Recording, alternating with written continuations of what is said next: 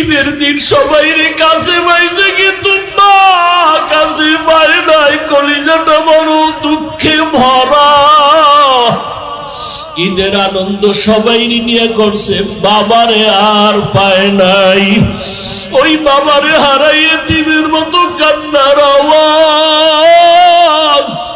ও সন্তানের আজকে যারা বাবারে কাছে পাইছো, ওরে বাসায় গিয়া মায়ের পাও ধইরা দোয়া নিও, ভুল করি ওনারে সন্তান।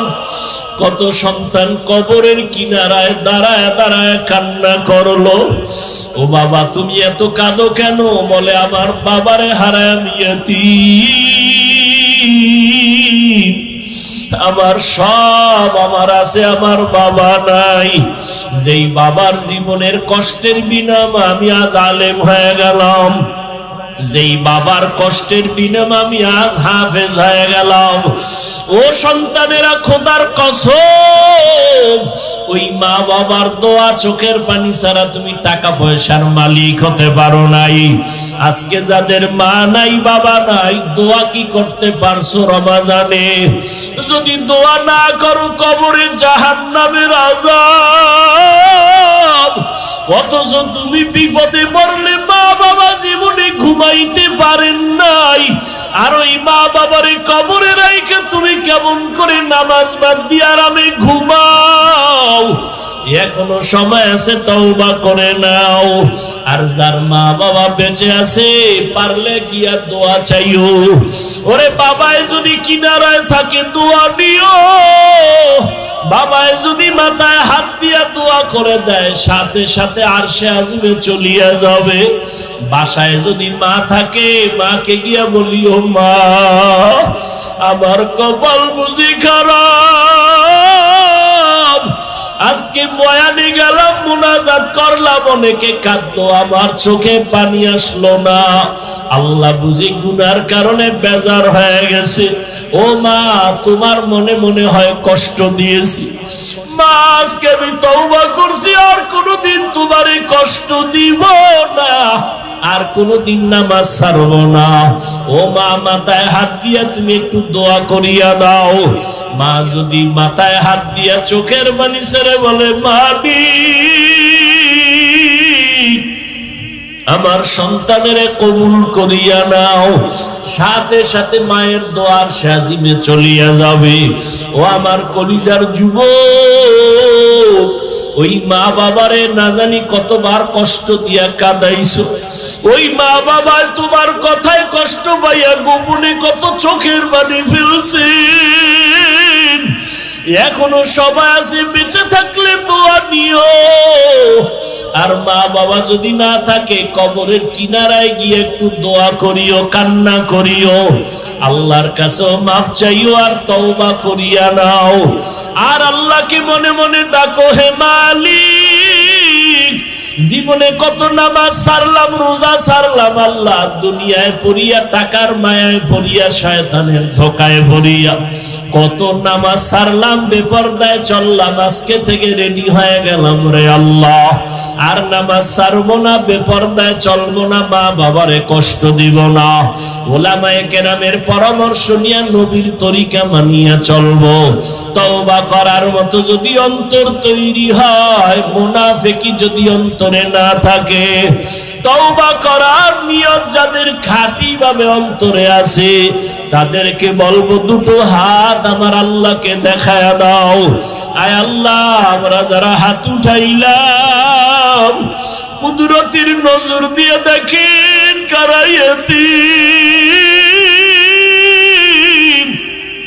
বাবা বলিয়া ডাক দিতে পারে না, মা হারা অসহায়ের মতো। আমরা তওবার নিয়তে হাত তুলেছি, আর মা বাবারে কষ্ট দিব না, নামাজ ছাড়বো না, বেপরদায় চলবো না, নবীজির তরিকা মানিয়া, উলামায়ে কেরামের পরামর্শ নিয়ে চলবো। আয় আল্লাহ, আমাদের তওবা কবুল করে নেন। আলিফ লাম মিম, নবী বলেন, লা আকুলু আলিফ লাম মিম হরফুন ওয়ালাকিন আলিফুন হরফুন ওয়া লামুন হরফুন ওয়া মিমুন হরফুন। রহমতের নবী বলেন, আমি নবী বলি না আলিফ লাম মিম তিনটা মিলে এক অক্ষর, বরং আমি নবী বলি আলিফ আলাদা অক্ষর, মিম আলাদা অক্ষর, লাম আলাদা অক্ষর। যখন বান্দা পড়বে আলিফ লাম মিম, আল্লাহ সাথে সাথে তার আমলনামায় একটা অক্ষরের বিনিময়ে 10। আলিফ লাম মিম তিনটে যখন বলবে, অনবরত আমার আল্লাহ ফেরেশতাকে অর্ডার দিয়ে রাখছেন, বলা মাত্রই আমলনামায় 30টা নেক লিখে দাও। তাহলে যারা বলে অর্থ না জেনে পড়লে লাভ নাই, এখন এদেরকে কি বলবো? তাদেরটা ঠিক না নবীরটা ঠিক? আর পৃথিবীতে বর্তমান দুনিয়াতে কোন আলেম এই কথা বলতে পারবে না আমি পুরো কোরআনের অর্থ যেখান থেকে দিব আমি সেখান থেকে পারবো, না দেখে মুতালা না করে।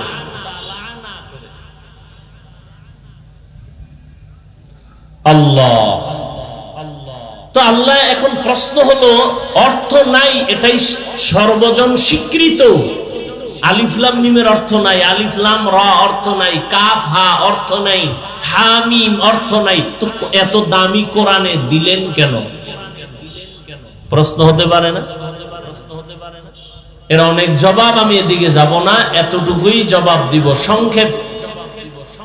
আল্লাহ পাক এই অক্ষরগুলো দিয়া মুমিনের ঈমানকে পরীক্ষা করেন। ওই মুমিন, তুমি কি আমার কোরআন বুঝলে মানবা নাকি না বুঝলেও মানবা? যে বলবে আমি আল্লাহর কোরআন বুঝলে মানি, না বুঝলে মানি না, ও কাবার ইমামও যদি হয় কথার কথা সে বেঈমান। আর যদি কেউ বলে আমি আল্লাহর কোরআন বুঝলেও মানি না বুঝলেও মানি, সে রিকশা ড্রাইভার হলেও মুমিন।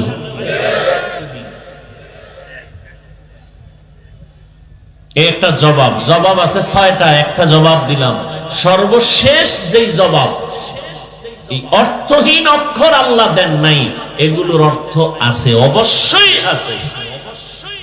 কথা জানি না কেন, কয় এই অক্ষরগুলোর অর্থ আল্লাহ জানেন, বান্দাকে জানান নাই।